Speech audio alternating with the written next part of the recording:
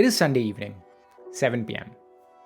You're thinking about the week that has gone past by you, and you realize that there is a lot of work which is pending. So you decide that the next week, which is starting tomorrow, Monday, you will do all of those things and it'll be just fine. But here comes Monday, 10 a.m., you open up your laptop, you look at all the emails that are in front of you, and you realize that you have no motivation and energy left.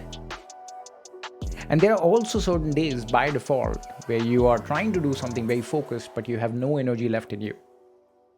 Why does this happen so many times with all of us? I'm sure you can relate with the scenario where you're really sort of deeply wanting to do something, but you have no motivation and excitement inside of you to do that. And why does this happen? I think we question this ourselves a lot of times, and at times we go into this guilt terrain where we start blaming that probably you don't have the capabilities to do it. Well, it's exactly not that. Not precisely. Society tells us to manage our time well, and you can do all those things quite efficiently and effectively. We have 24 hours in a day, so if you bucket your time for those particular things that are in front of you, and it'll all be fine. But that doesn't really happen. And why? Because no one really talks about the intricacies of what exactly is happening. And in this video capsule, I'm going to be talking exactly about that. Where it comes down to as simple as mental energy. So, Warren Buffett has very popularly said, I'm sure you would have heard, that the difference between successful and very successful people is that more successful people say no to almost everything, right? So they are able to decide where to give their attention, where not to give their attention. So not going too much into the depths of these words, let's try to define what mental energy is. Mental energy is this mental storage. Now visualize this with me. It's like a mental storage. This cognitive function storage. It is about this problem solving. It is about this decision making. It is about this focus work that you're trying to do. So all combined together is your mental storage, where this energy emits from in a way. Taking it as an example, you can think about this as your iPhone, or if you're an Android or whatever user you are. You charge your phone, right, every morning. That is exactly what happens with us as human beings as well. We need to recharge. We need to charge time and again. It's a different matter if you're using an iPhone 16 Pro. That's an entirely different thing altogether. And I'm not marketing Apple iPhones over here. I hope you get the idea. According to Journal of Experimental Social Psychology, they say that every cognitive decision, so that means cognitive resources that you put into a certain thing, it depletes that resource to do another thing.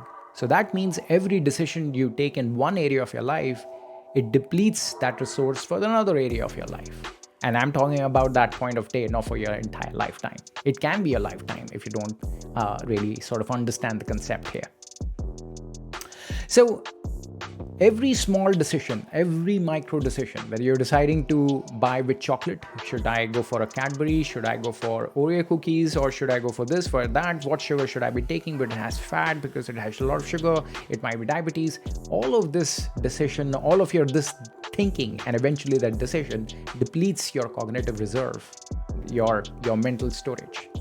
So it's not as sort of straightforward. You thought that, let's kind of, I like this, and I will just take it. But if you dwell too much time on it, you know what is happening inside of you. That is why popular CEOs like Mark Zuckerberg or legendary Steve Jobs have probably kept their wardrobes quite standard. In fact, Mark Zuckerberg has even gone on to stating that he wants to focus on actually his work is, which is focusing on the community. So he wants to keep wearing that gray shirt all the time, so that he doesn't waste his mental energy on deciding these nuances, which probably don't add much value. Probably you see Mark Zuckerberg in a different light today, which is different scenario altogether. Maybe that's his marketing strategy or positioning, but that's a different topic. But I hope you get the idea. You can see Sam Altman, you're doing the same thing, very standard clothing. You really want to focus on what really matters. So Let's not delve into the mental energy leaks that we actually are probably somewhere aware of subconsciously, but consciously we don't realize we're actually wasting an energy. Number one is about those micro decisions that I was telling you about. Every micro decision and micro decisions you take, whether deciding to do A, B, or C task, you're using your mental energy. So think about where you want to give your energy, where you want to spend your energy, right?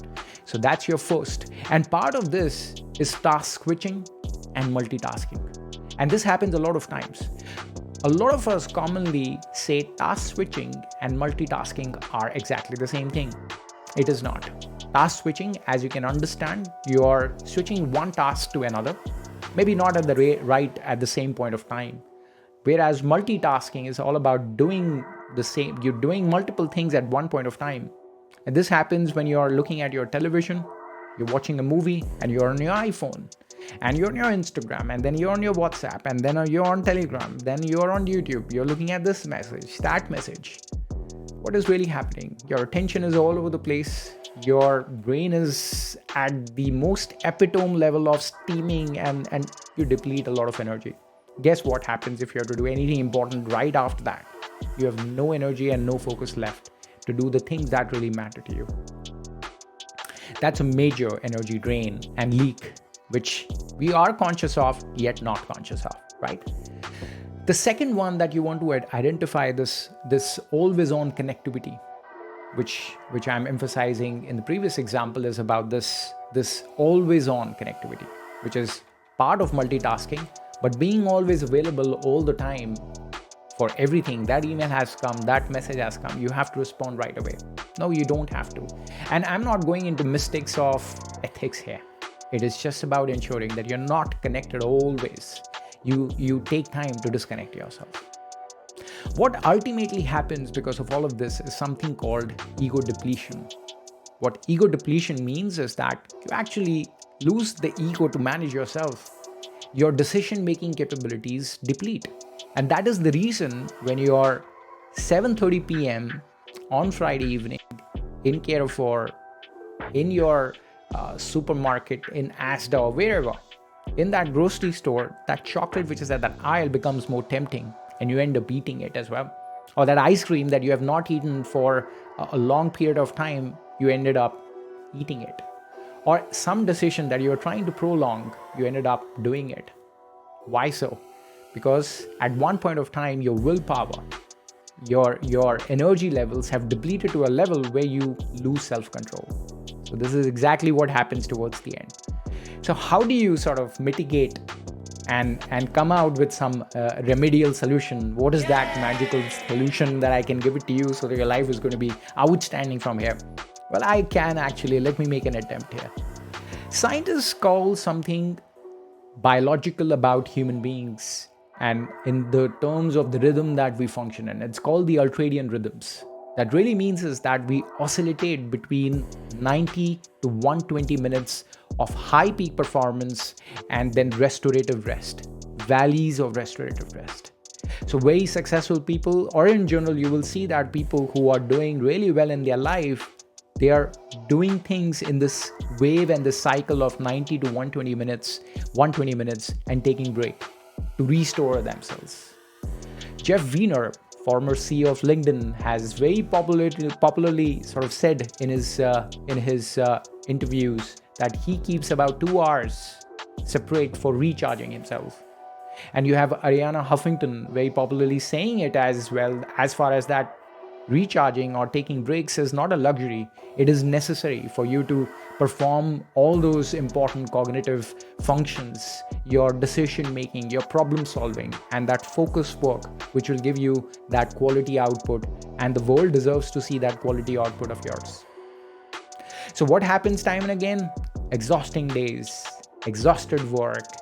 You're absolutely drained out. You have no energy left. You feel like you have no motivation. You feel like you have no capabilities and abilities. I guess you now understand that it is probably not to do a lot with how much work, how much hours you're putting in, because success and productivity don't go according to that principle. How many hours you have put in, how many efforts, how much effort you have put into that particular task that you were thinking about. It is about that biological rhythm, the ultradian rhythm that I was talking about, which is very important. So your magical solution is really sort of understanding this concept, and second is being conscious about this rhythm, how you will integrate in this your life as much as you manage your time. And society is right at large as well. They have never been around talking about time and managing your time effectively. So keep that alongside this rhythm, and be affirmative in your understanding that what requires your attention, what doesn't require your attention. If you like this content, I'm sure you're going to like it or subscribe. My channel's name is The Song I Sang. It's not at Rachit Kapoor, though you can still find me with that particular username. And if you like this content, do share it with your friends and family and whoever you think this can be a helpful content. Until that time, keep rocking.